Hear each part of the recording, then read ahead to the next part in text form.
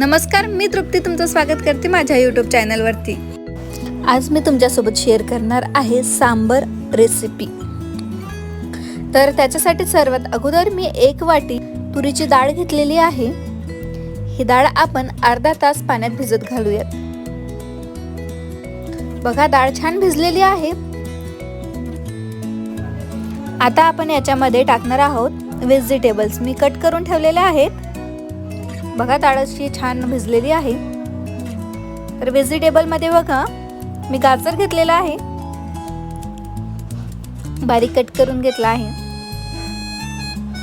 त्याच्यानंतर भोपळा, लाल भोपळा, गंगाफळ म्हणू शकता, टोमॅटो, शेवग्याच्या शेंगा सोलून कट करून घेतलेल्या आहेत आणि थोडंसं बीट घेतलेलं आहे आणि थोडंसं चिंच।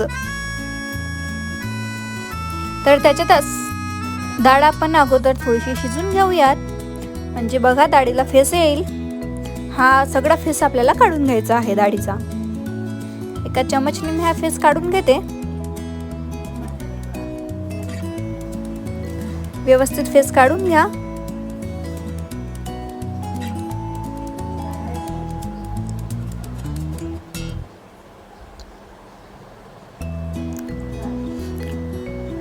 बघा, फेस निघालेला आहे सगळं।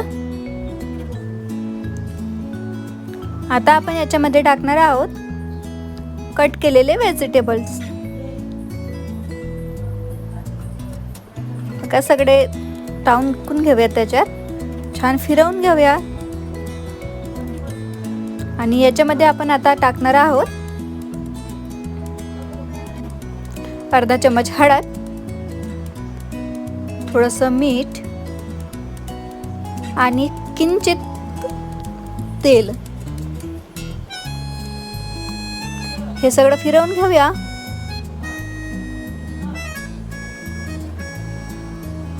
आणि आता कुकरचं झाकण लावून घेते।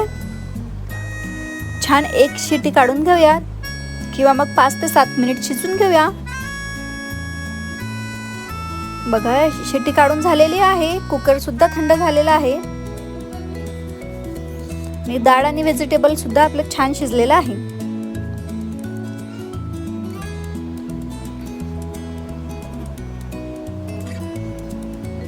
आता आपण याच्यामध्ये टाकणार आहोत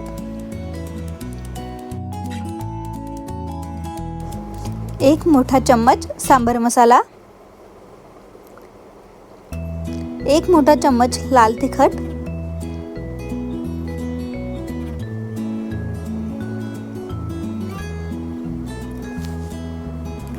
हा आपण छान फिरवून घेऊया। हे थोडंसं घट्ट आहे। आपण याच्यामध्ये आता टाकणार आहोत थोडंसं पाणी। अर्धा ग्लास मी पाणी टाकून घेते, छान फिरवून घेते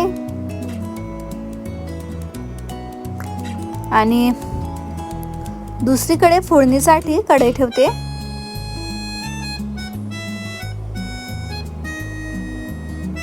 कढई छान गरम होऊ द्यायची। त्याच्यामध्ये नंतर टाकायचं 2 चमच तेल,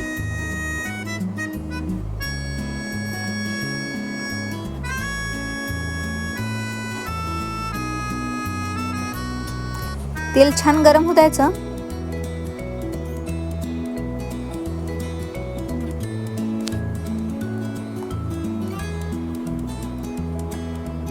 तेल छान गरम झालं की त्याच्यामध्ये आपण फोडणीसाठी टाकणार आहोत मोहरी, कढीपत्ता, लाल मिरची, हिंग आणि मेथीदाणा।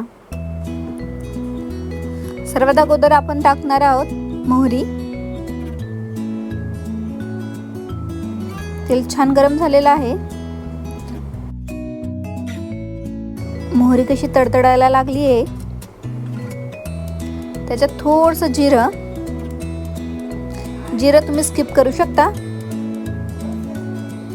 त्याच्यानंतर मेथीदाणा आणि हिंग टाकून घेते मी त्याच्यात, आणि कढीपत्ता आणि लाल मिरची। हे छान फिरवून घेऊयात। फोडणी छान झालेली आहे। आता आपण याच्यात सांबार टाकून घेऊयात।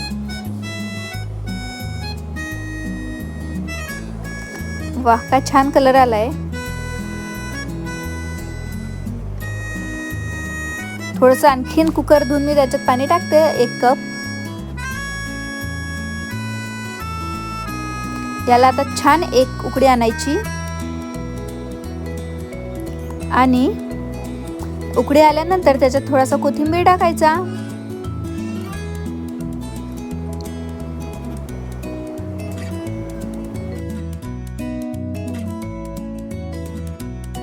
अशा प्रकारे त्याला आपण शिजवून घेऊयात आणि थोडासा कोथिंबीर टाकूयात वरून. तुम्हाला माझा व्हिडिओ कसा वाटतो नक्की कमेंट्समध्ये सांगा. व्हिडिओ आवडला नक्की लाईक करा, शेअर करा आणि कमेंट्स करा आणि चॅनलला सबस्क्राईब करा.